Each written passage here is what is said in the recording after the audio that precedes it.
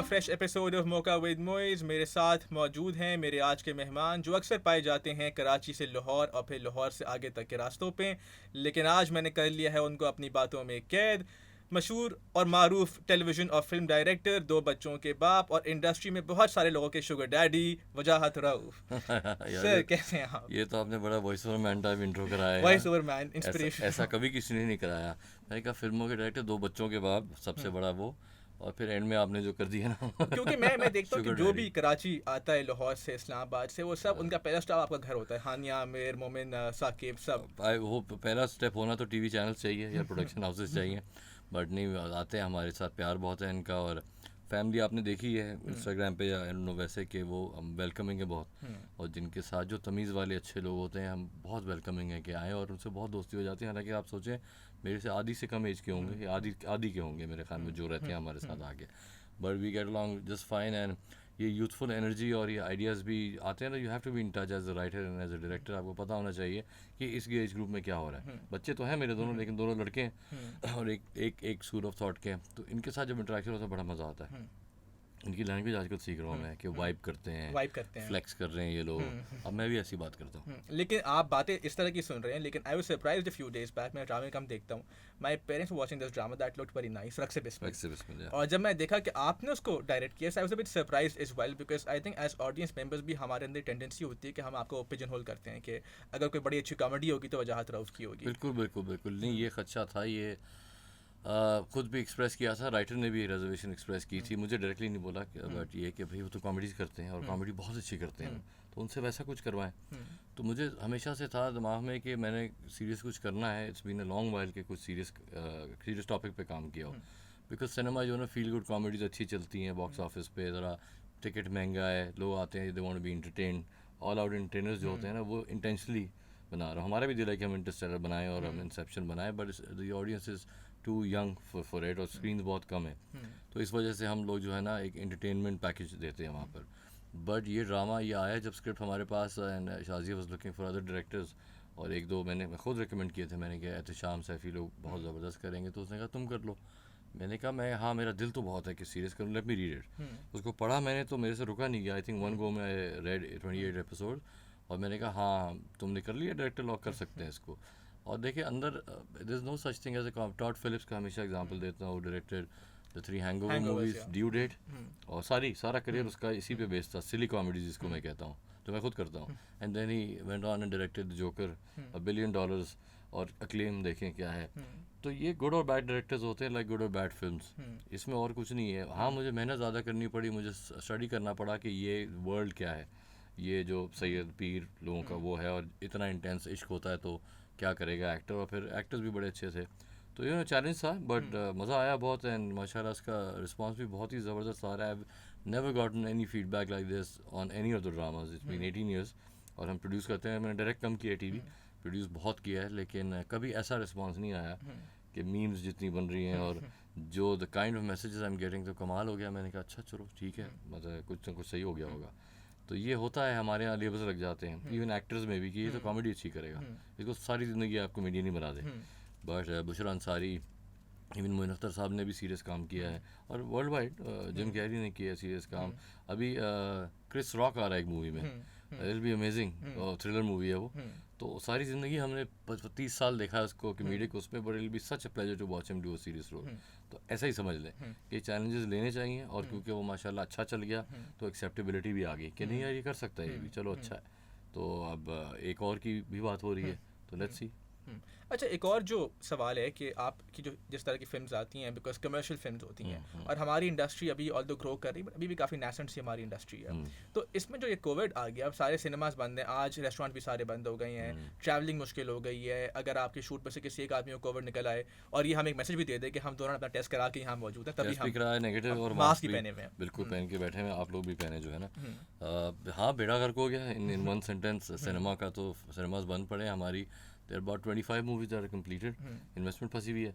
और इस साल जब नहीं कोविड आया था last year by Feb March, में पब्लिकली सबको कहता था कि this will be the biggest year, क्योंकि इतनी बड़ी मूवीज एक साथ नहीं आई कभी भी। एक दो होती हैं, तीन होती हैं मैक्सिमम, मतलब Maula Jatt and money back guarantee and कायदे आज़म जिंदाबाद एंड लिस्ट इज एंडलेस और यही आ गया सर पे मॉर्गेट हमारे। आ रही है फाइनली उसका, तो आई थिंक रेडी तो है वो, Okay. रेडी तो है। उसका तो कोई आई थिंक उस पे आईपी केस भी है ना कि वो पिछले वाले मैंने प्रोड्यूसर्स सुना कह था रहे कि हैं। सॉल्व हो गया Okay. वो, मैंने फाइनली उनके प्रोड्यूसर्स ने कहा था कि वो सॉल्व हो गया, तो आई बिलीव देम। बट मैंने कहा इतनी बड़ी मूवीज़ हैं कि मज़ा आ जाएगा इस साल तो, और उसका उलट हो गया कि we have all this films ready और no way to release them.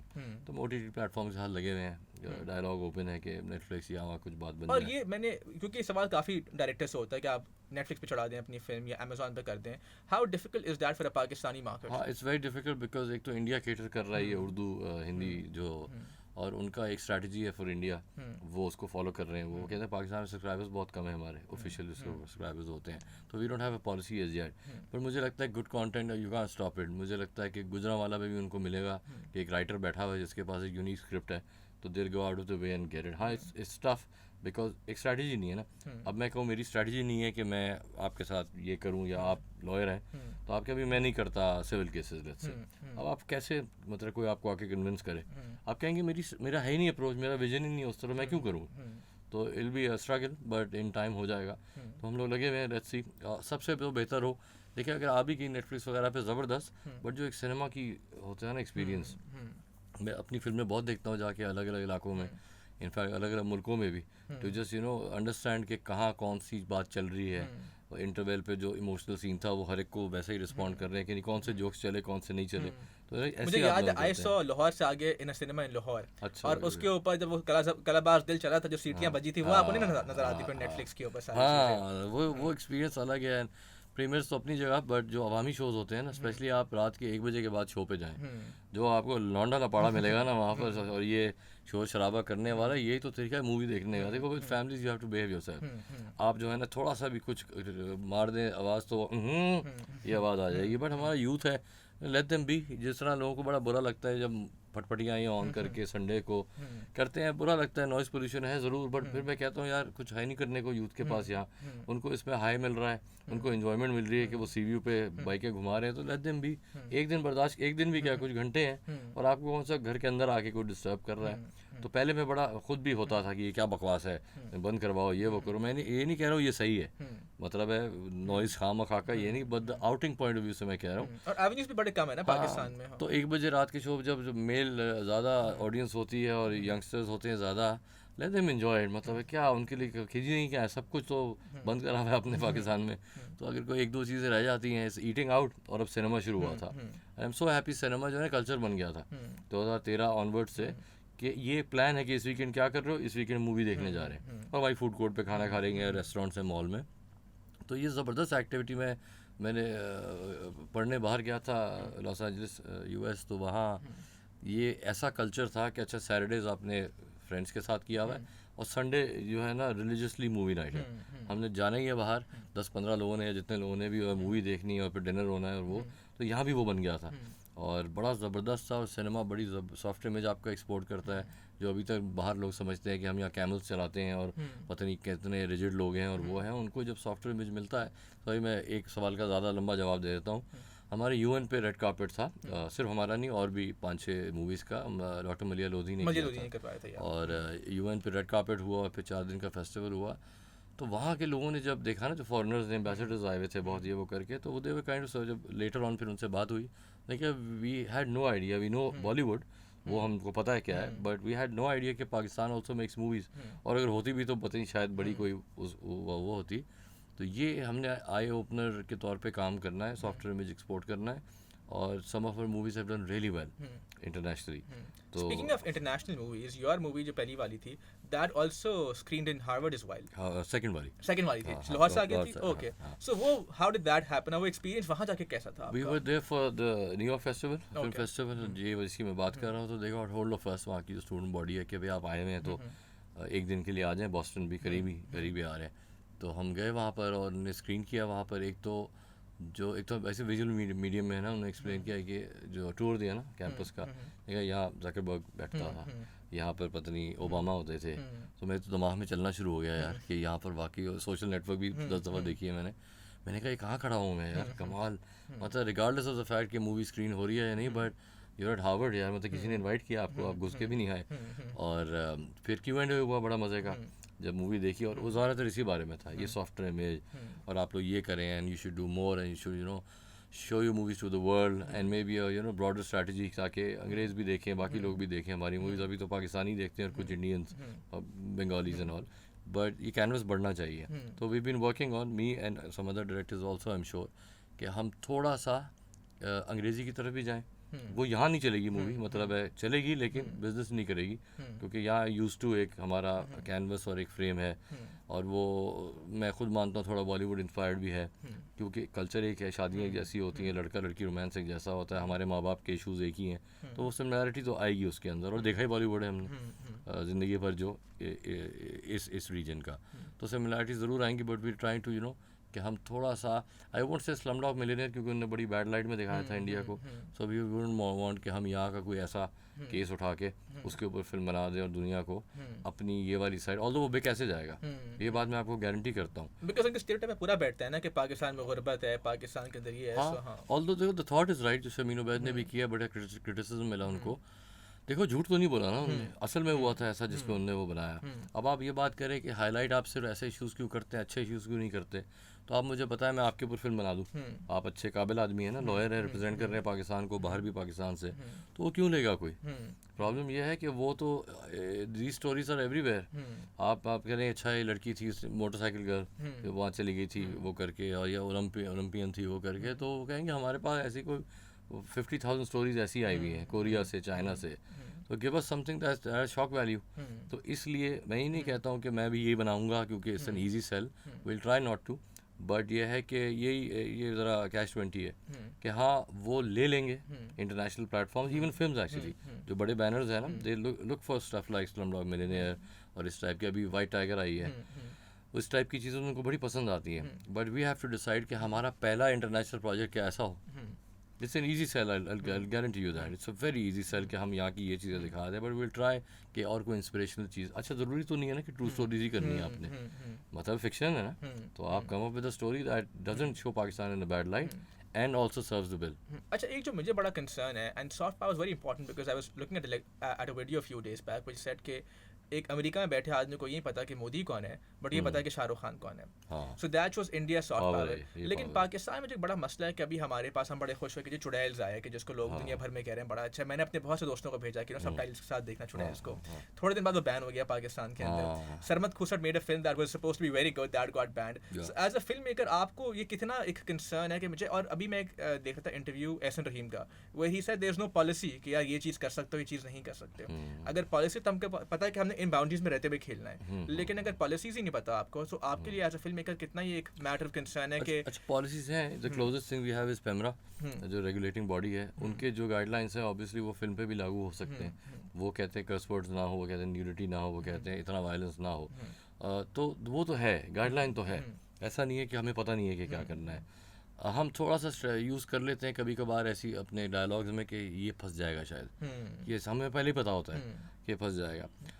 Unfortunate एक बात है कि 3 सेंसर बोर्ड हैं यहाँ, कमाल बात है ये, 20 फिल्में बनती हैं, 3 सेंसर बोर्ड हैं, तो कभी इस्लामाबाद कर देता है ओके और लाहौर नहीं करता, पंजाब नहीं करता, पंजाब ओके कर देता है, सिंध नहीं करता, तो आप इसी में फंसे हुए। आपको प्रो फिल्म मेकर पॉलिसी जो सेंसर बोर्ड्स हैं, इनमें कोई इंडस्ट्री के नुमाइंदा, बिकॉज़ आई रिमेंबर फखर आलम पहले सिंध वाली पे था वो। आई डोंट थिंक सो, मेरे ख्याल में 1-2 एक्टर्स शायद हैं, बट हमें पता नहीं है, बट ज़्यादातर वो ब्यूरोक्रेटिक, हाँ वही है। तो प्रॉब्लम सिर्फ ये है कि सबसे पहले तो मैं ये बताऊँ ना, लंबा डिस्कशन ना हो जाए कि 3 जगह सेंसर क्यों होती है, तो समझ सही बात है, दुनिया भर में एक सेंसर बोर्ड होता है, वो बताता है यहाँ वो यस कर रहा है, वो नो कर रहा है, वो कह रहा है 2 जुमले यहाँ निकाल दो। हम लोग 20 फिल्म की इंडस्ट्री हैं, 4 या 5 लोग हैं जो हम रेगुलरली फिल्म बनाते हैं, नॉट मोर देन दैट, तो समझो 5 लोग की इंडस्ट्री है मोर लेस। उनको आप इतना दबा के, मतलब आप मुँह से ही कह दें कि बंद कर दें फिल्में बनाना, जब इतनी रिस्ट्रिक्शंस रखी हुई हैं, इतना टैक्स स्ट्रक्चर इतना क्रेजी है, 2 बार टैक्स लगता है। एक फिल्म इंडस्ट्री जो पाँव पे खड़ा होना चाह रही है, ताकि आप कहते हैं ना इंडियन मूवीज़ ना लगाएं, बहुत लोग कहते हैं ये करके फॉरेन मूवीज़ पे रिलाई ना करें, तो इंडस्ट्री कैसे खड़ी होगी हमारी अपनी?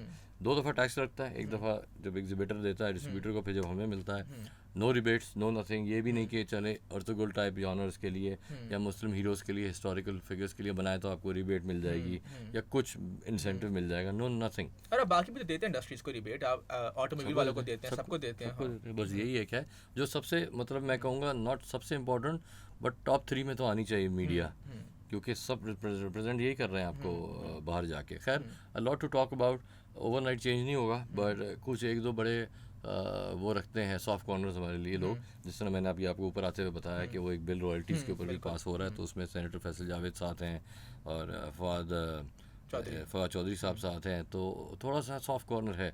सुनो लेटर इनको समझ आएगी ये बात कि ये कितना इंपॉर्टेंट है। जो आपने कहा कि हमारे भी मतलब शान और हुमायूं सईद को लोग इंटरनेशनली जाने कि अच्छा ये पाकिस्तान का, हाँ we know Shan from Pakistan, we know Humayun from Pakistan. जिस तरह कुछ हद तक म्यूजिक के अंदर है हमारा भी। तो इमरान खान को जानते थे उस ज़माने में भी, तो ये एक्टर्स को क्यों ना जाने। हमारे पास इतना टैलेंट है, इतना ज़बरदस्त है कि कंपेरेबल टू एनीवन। अच्छा, एक जो इंडिया में सवाल उठने लगा है, हमारी इतनी बड़ी इंडस्ट्री नहीं, तो यहाँ पे अब लोग इतना नहीं कहते, वो है नेपोटिज्म का। इंडिया में रोज के अंदर अनाउंस कैरी होती है कि देखो मुझे चांस नहीं मिलता। सारे ही उनके तो हाँ, सारे स्टार सन्स हैं, मतलब 90% ऑफ देम, तो कहना तो बनता है ना। तो अच्छा, तो अब ये तनकीद आप पे कुछ हद तक होती भाई है। मेरा अपना बेटा है जो इस इंडस्ट्री में है, हाँ। तो मेरे से तो बिल्कुल बनता है सवाल और जायज़ बनता है। मैं छोटा जवाब देने की कोशिश करता हूँ। जो नई टैलेंटेड इतने थे ना स्टार सन्स, वो वहाँ नहीं चले। जो काबिल थे और टैलेंटेड थे और मेहनती थे, वो देखें कहाँ पहुँचे हुए।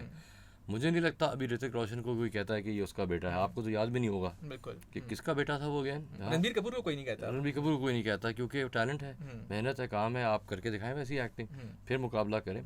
हाँ, अपॉर्चुनिटी उनके लिए आसान है। अपॉर्चुनिटी मेरे फर्स्ट चांस होता है। बिल्कुल फर्स्ट चांस उनके लिए आसान है। फर्स्ट चांस मेरे बेटे के लिए भी आसान होगा, because he knows everyone and everyone knows him. तो एक आम राह चलते हुए लड़के से उसके पास बेहतर अपॉर्चुनिटी है एनी डे कि उसको शायद कोई डायरेक्टर बोल दे कि यार ज़रा ये स्क्रिप्ट आया और कर लो, बिकॉज दे नो हिम। लेकिन मैं आपको बताऊं 19 साल का वो होने वाला है, अभी तक किसी एक डायरेक्टर ने भी उसको ऑफर नहीं की। He is been acting since he was 11। ठीक है, तो ये रिवर्स में भी जाता है। उसका तो बाप है ना, वो कर लेगा। भाई हमें क्या ज़रूरत है, भाई रोल आया हुआ 17 साल के बच्चे का, but we won't give it to him because उसका तो बाप है।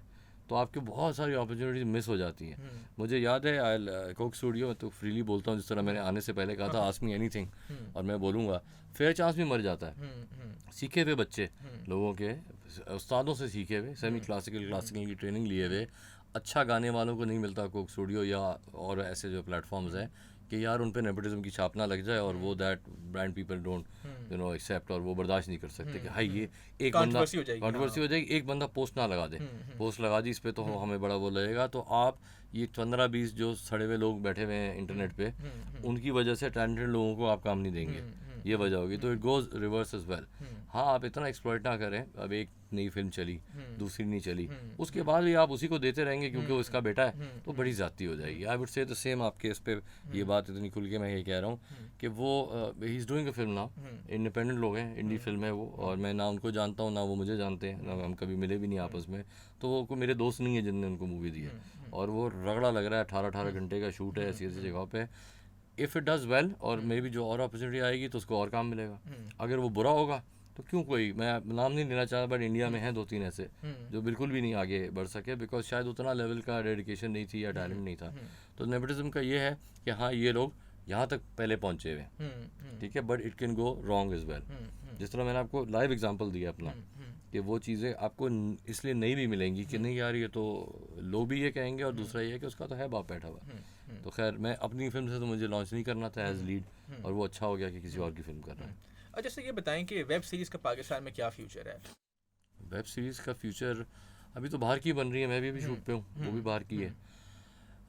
जो उन्होंने की चुड़ैल वगैरह वो पहन करवा दी, तो ये जो है ना क्लाइमेट और ये हवा सही तरफ की चल रही नहीं है। यू शुड बी इंकरेजिंग कि बाहर के लोग आपका कंटेंट लेना चाहते हैं। उनके पास क्या कम लोग हैं बनाने वाले, उनके पास कम राइटर्स हैं या कम प्रोड्यूसर्स हैं। If there going out of their way, और हमें वो प्रीमियम पैसे दे के देर ऑल्सो सीकिंग अस के ऐसा, मतलब हमें ढूंढ के वो निकाल के हमसे काम करवा रहे हैं। Asim has done a great job with Churails, मैंने स्टेटस भी लगाया था।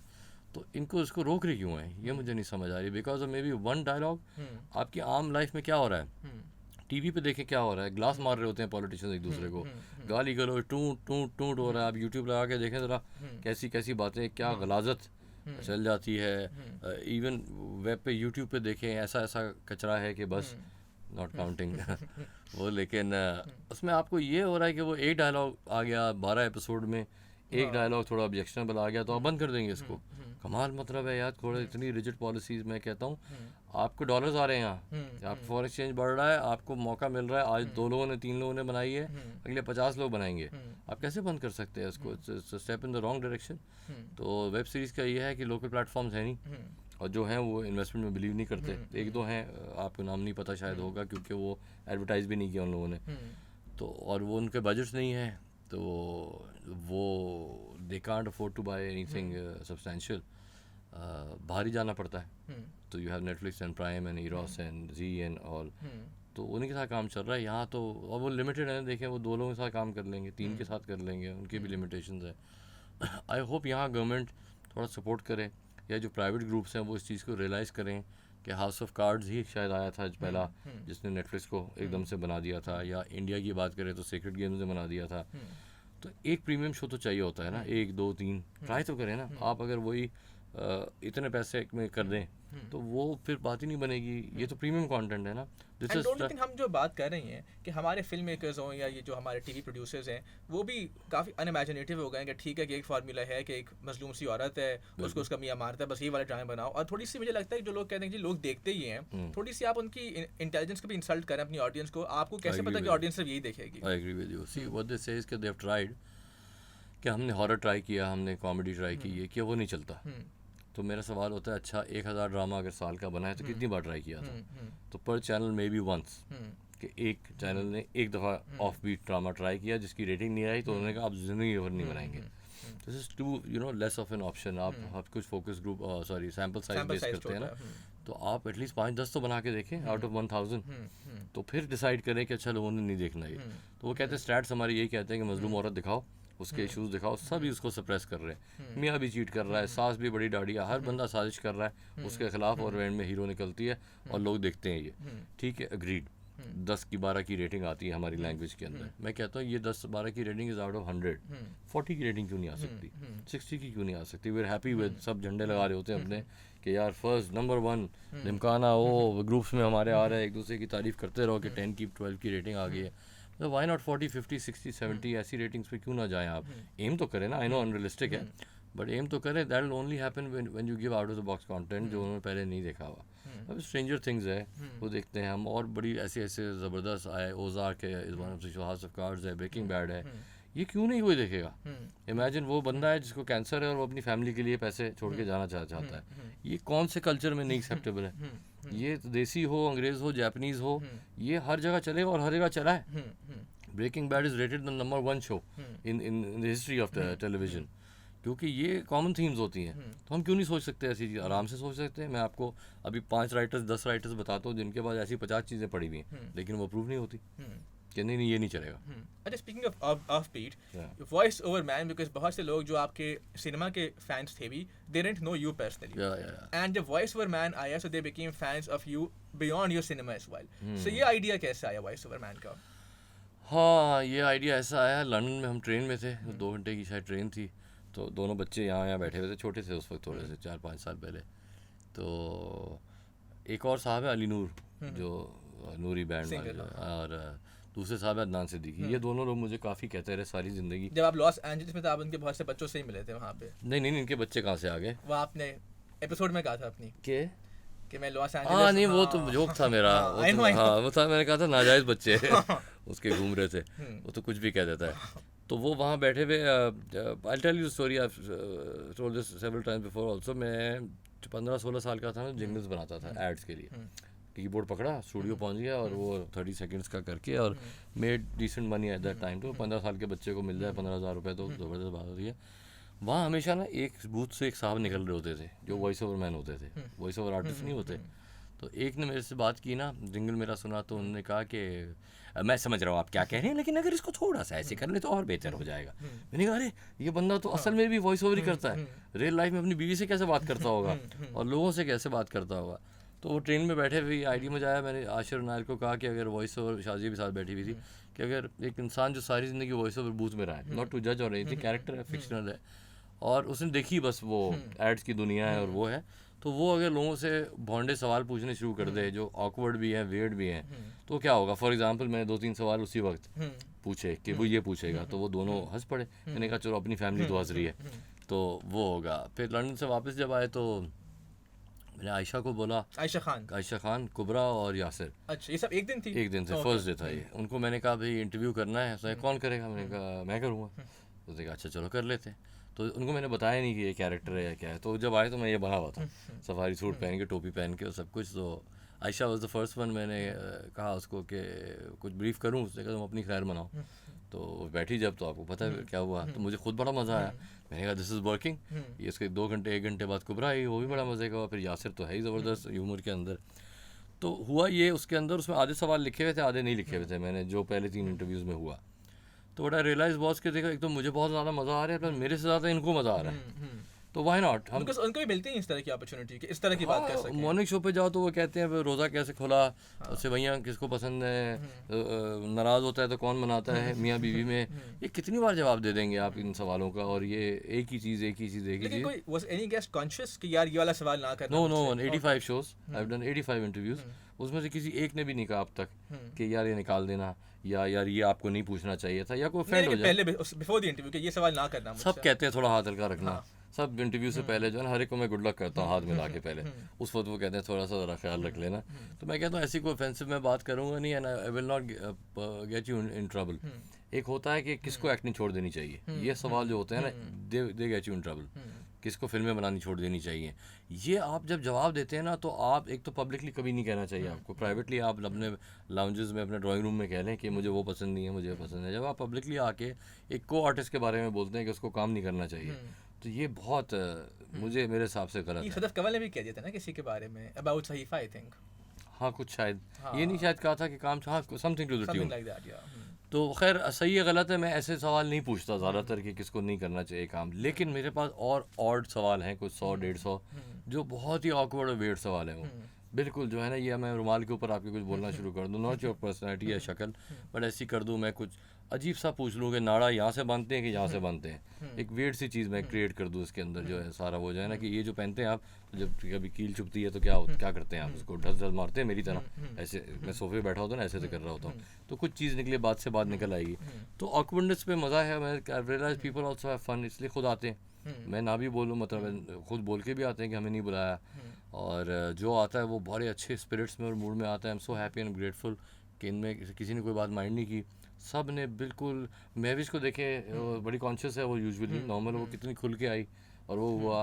अदर पीपल ऑल्सो, जो भी उष्णा, जो भी आए हैं मेरे शो पे, वो ऐसा फ्री स्पिरिटेड आए हैं कि मुझे और मज़ा आता है। तो मैं और सवाल पूछता हूँ कि अच्छा इससे ये भी पूछ लेता हूँ, इससे ये भी पूछ लेता हूँ। तो ये पर्पस था उसका, और कुछ भी। There is no money in it. YouTube से आपको 4 आने नहीं मिलते। There is no other purpose except for to have fun. हम सब 6-6 दिन शूट करते हैं हफ्ते में, मंडे टू सैटरडे। वो एक संडेज़ को शूट करता हूँ मैं। ये संडे का दिन ऐसा होता है, जब भी महीने में 2 महीने में एक दफ़ा किया, यू लेट लूज। तो ये ना अच्छे वाले केमिकल्स दिमाग से निकलते हैं, उनके भी मेरे भी। तो ये पर्पस है। बाकी फिर कुछ तनकीद भी हुई ऑब्वियसली, थोड़ा सा वल्गर भी कभी बॉर्डर लाइन हो जाता है, वो मैंने रिस्ट्रिक्टेड पे डाल दी हैं। जो 1-2 इंटरव्यूज़ मुझे ज़्यादा लगे कि जो रेटेड होती है ना बाहर भी फिल्मों की, कभी आप ना देखें, आपने एक डिस्क्लेमर दे दिया, तो वो किया है। नहीं देखते भी हैं, लेकिन हाँ जान के देखते हैं, गलत अकाउंट, आज भी मुस्लिम वो बहुत आता है। मैं लकी, मेरा 96% जो है वो लाइक रेट है अगेंस्ट डिसलाइक। ऐसा होता नहीं है। 1-2 एजेंसीज आई मेरे पास, उन्होंने कहा कि not those agencies, advertising agency, digital agencies, उन्होंने कहा भाई तो आगे बात नहीं करती ना वो वाली। हाँ बात नहीं करती वो। तो ये है कि अरे उस दिन मैं वहाँ जेल में शूट कर रहा था, तो फरहान साथ था, फरहान सईद, वो आए DIG जो है ना। मैंने कहा फरहान से मिलने आए हुए, कहते हैं अरे वॉइस ओवर मैन। तो ये होता है, लंदन में रोक लेते हैं। बासपा you were right to start with your question के डायरेक्शन में तो लिमिटेड ऑडियंस होती है ना। वो भी अब जाके शुरू किया है कि प्रमोशन में चैनल्स कहते हैं कि नहीं आप भी आएँ, वरना डायरेक्टर को कौन, ना वो जाते थे ना उनको शौक होता था। But with voice over man obviously ये हुआ है कि ऑन स्क्रीन की अलग ही वैल्यू होती है, और प्लस थोड़ा सा ऑफ बीट चीज़ हो तो रजिस्टर बहुत जल्दी होता है। तो 100 मिलियन व्यूज़ क्रॉस कर दिए, पहचान लेते लोग। I don't know if it's a good thing और नॉट, बट क्या है कि अगर पॉपुलैरिटी चाहिए होती तो मैं एक्टर बन जाता। अपॉर्चुनिटीज़ तो बहुत थी। मैंने 16 साल की उम्र में ड्रामा किया था PTV पे, और सब जानने वाले लेटर ऑन थे तो मैं किसी को कहता बड़े प्रोडक्शन हाउस को, हुमायूं या किसी को भी कि मुझे एक्टिंग करनी है, तो ज़ाहिर है वो मान जाते। बेयर मिनिमम तो कर ही सकता हूँ ना, बट शौक नहीं था to be on screen ever. वरना कर बहुत एक्टिंग कर चुका होता मैंने, बहुत लोगों ने कहा भी बाद में भी, पहले भी जाके, बट नहीं किया बिकॉज वो मुझे उतना सेटिस्फाइंग नहीं लगता मेरे लिए। And is there an actor या कोई भी स्टार जिसको आपने भी इंटरव्यू करना वॉइस ओवर मैन पर अभी तक नहीं फवाद। आया? फवाद, हाँ। विल यू एग्री दो? I don't Isn't know, he I too can ask him. conscious हाँ? about? Isn't he too Fawad conscious? इतना अंदर से फनी है और इतना वो है। आपने जट एंड बॉन्ड नहीं देखे? मैंने नहीं देखी। आज आप आज यूट्यूब पे देखें अच्छा। तो वो एक परसोना होता है आपका, पब्लिक परसोना, जिस तरह मेरा भी है। मैं but no comparison to Fawad, but क्या है कि माइट एग्री, मतलब क्या है, क्या हो जाएगा ज़्यादा से ज़्यादा। तो मैं उसके बारे में पीआर वालों को आपने कहना होगा कि जरा। हाँ, पीआर वाले ज़्यादा काम ख़राब करते हैं। वो as a person I think he'd be game.